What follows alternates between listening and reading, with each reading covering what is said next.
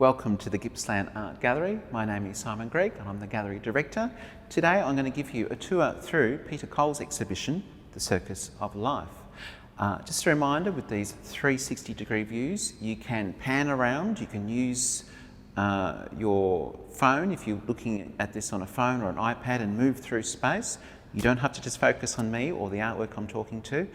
And you can actually view the whole exhibition, and you can use your mouse if you're on a static computer too. So, Peter Cole.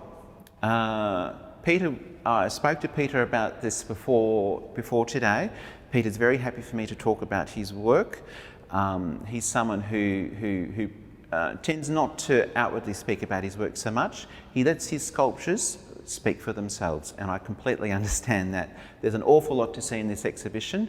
Peter was born in Bairnsdale in 1946 and has long lived, or he's always lived in Gippsland. Today he's down on the Gippsland coast, and I guess you could consider him one of Gippsland's greatest art secrets. I don't feel he's really had the national recognition that someone of his calibre truly deserves. He has shown in Sydney over the years. He's been in a number of group exhibitions. He showed at the National Gallery Victoria in the early 1980s. But this is really the first major exhibition that we've given him here in the Gippsland Art Gallery. The Circus of Life draws together works from over the last 10, 20 years of Peter Cole's work. You can see, looking around me here, we have mostly sculptures, fairly densely packed in. A lot of them are two-dimensional, or rather, they're three-dimensional, but they're designed to be looked at from the front. So many of the sculptures you'll see flat up against the wall, and I might point out this Peter works from small pencil drawings, so he designs these in two dimensions, which is why they tend to have a sort of flatness to them, and they're designed to be seen from the front. So, looking around, you probably see lots of different influences, colours, energy. There's so much going on in Peter's work, but I think one of the strongest features is how strong it is. It's just visually a knockout. The influences going on here range from sort of tribal influences from around the world, different sort of very graphic quality as well. But a lot of his work has been inspired by his travels through the world, which sort of started in the late 1970s when he visited South America, went to Mexico. You'll see a lot of the colours we associate with the art, with Mexican art, present within Peter's work. Interesting also is that Peter draws heavily on his own life. He tends to describe a lot of his sculptures as autobiographical, self-portraits in fact.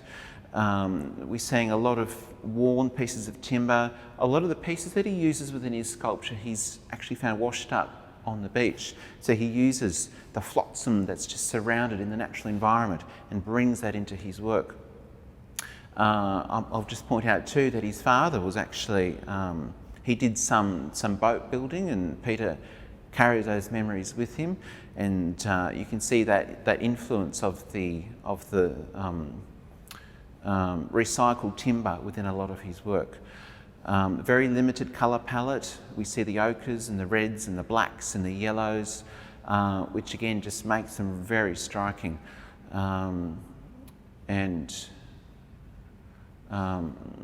So there's so much to look at here in this exhibition. I'm just going to stop in front of a really key work, which is called The Red Tiger. Peter tends to hold on to his works. In fact, if something comes back onto the open market, he does his best to buy them back. But this is one that we're very fortunate that he's been able to let go. He's donated this one to the gallery in the last year. So The Red Tiger, again, very dramatic work, using lots of different elements within here. Pieces of the end of feathers. There's a piece of something that's washed up on the beach, I would say, at the top there, that he's turned into a sculptural element.